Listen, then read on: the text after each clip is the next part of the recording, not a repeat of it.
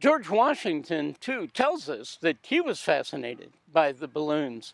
Right after those early flights in Paris in the summer of 1783, Washington received a letter from one of the French officers who had served in the Continental Army with him about what he had seen in France.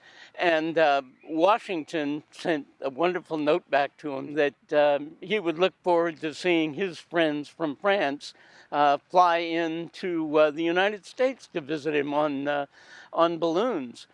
When another friend, Edward Newnham, wrote to him about the fact that he was considering taking a balloon flight, Washington wrote back to him saying, I hope your wife talks you out of it. You're far too old and distinguished and important to be doing that. Ballooning is something that young men should do, Washington opined. In January 1793, Jean-Pierre Blanchard, a Frenchman who had emerged in France and in England as one of Europe's first aeronauts, came to America. The entire government of the United States essentially showed up for the event, and Blanchard flew with his little dog was his only companion, but he was going off on this great aerial voyage, and his English wasn't all that good.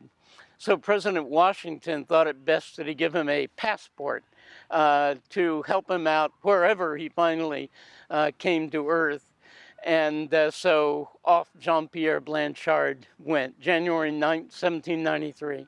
Actually, he just flew across the river and came down in Deptford Township, New Jersey, where they already knew who he was, so the passport wasn't really necessary. But again, it's another one of those Washington connections to the birth of the age of flight.